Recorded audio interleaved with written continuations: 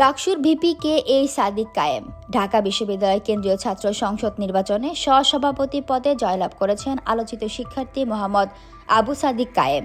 আওয়ামী লীগ সরকারের পতনের বৈষম্য বিরোধী ছাত্র আন্দোলনের সামনের সারিতে ছিলেন তিনি। এছাড়াও সাদিক কায়েম বর্তমানে ইসলামী ছাত্র শিবিরের কেন্দ্রীয় প্রকাশনা সম্পাদক। গত বছরের জুলাই মাসে টানা আন্দোলনের সময় কেন্দ্রীয় সমন্বয়কদের তালিকায় নাম না থাকলেও নিয়মিত তাদের সঙ্গে ছিলেন। আন্দোলনের নানা কর্মসূচিতে তার উপস্থিতি দৃশ্যমান ছিল। অন্তর্বর্তী সরকারের উপদেষ্টা পরিষদের শপথ অনুষ্ঠানেও তিনি বঙ্গভবনে উপস্থিত ছিলেন।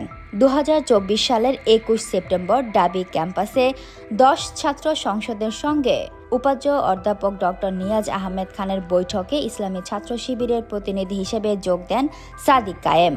সেখানে ছাত্র রাজনীতি নিষিদ্ধ না করে সংস্কারের দাবি তুলে ধরেন তিনি। বৈঠক শেষে সাংবাদিকদের কাছে নিজেকে শিবিরের ঢাকা বিশ্ববিদ্যালয় শাখার সভাপতি পরিচয় দেন। এরপর ফেসবুকে পোস্ট দিয়ে বিষয়টি প্রকাশ্যে জানান। এর মাধ্যমে এক যুগেরও বেশি সময় পর ঢাবি ক্যাম্পাসে সরব উপস্থিতি জানায় ইসলামী ছাত্র শিবির।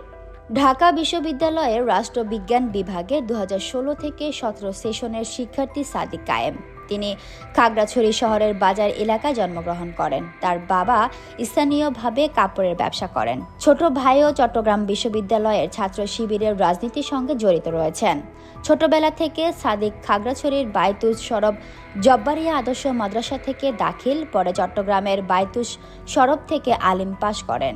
ঢাকা বিশ্ববিদ্যালয়ে ভর্তি হওয়ার পর স্নাতক পর্যায়ে সিজিপিএ 3.78 পেয়ে বিভাগে তৃতীয় হন। স্নাতকোত্তরেও ভালো ফলাফল করেন বলে জানা গেছে।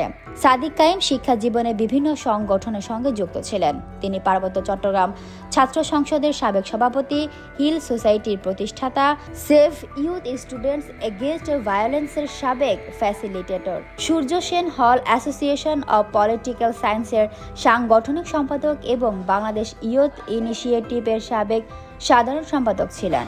Fatema Tuz Zohra, people voice television, Dhaka.